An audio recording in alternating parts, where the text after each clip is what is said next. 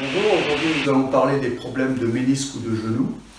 Donc il faut comprendre qu'avant d'opérer un genou ou de le traiter de quelque manière que ce soit, il faut observer l'appui du membre inférieur au sol. Donc ici nous avons l'articulation de la hanche.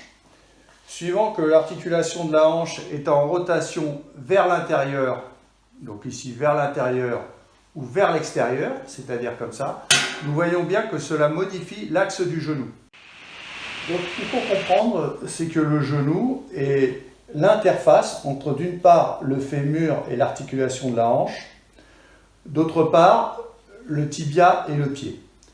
Donc si vous avez des modifications de l'axe du fémur ou de l'axe du tibia, forcément ça aura des répercussions sur le genou qui va forcer dans de mauvaises conditions et un jour ou l'autre, vous aurez un problème soit d'arthrose, soit un ligament qui va lâcher. Mais ce n'est pas la cause première. La cause première, c'est l'appui du membre inférieur qui est mauvais en fonction des différentes tensions musculaires sur ces différentes zones. Donc nous pouvons prendre l'exemple d'un muscle qui s'appelle le tenseur du fascia lata.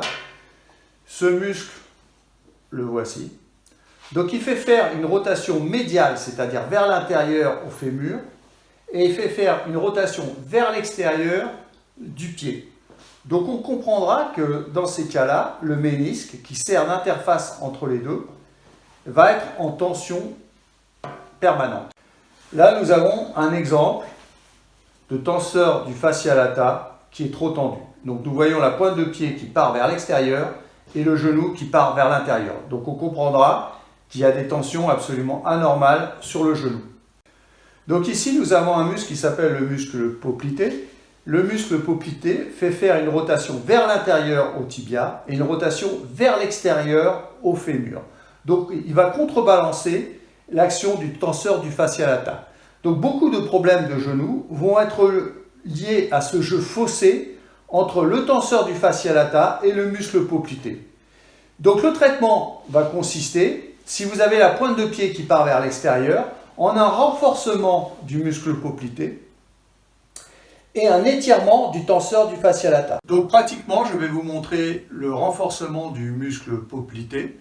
Donc si vous avez la pointe de pied qui part vers l'extérieur, comme ceci, vous allez travailler juste tourner la pointe de pied au moins 20 fois vers l'intérieur. Voilà, pour remuscler ce muscle.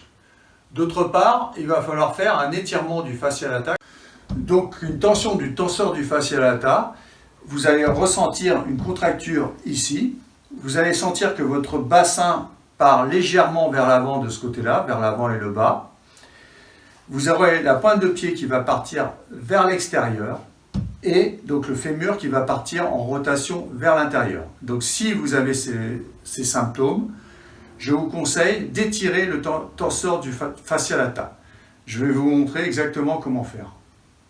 Pour étirer le tenseur du fascia lata, vous mettez votre jambe en arrière dans le vide, vous la laissez pendre et vous attendez une minute. Vous comptez 1001 jusqu'à 1060 et vous devez sentir que toute la hanche ici s'assouplit.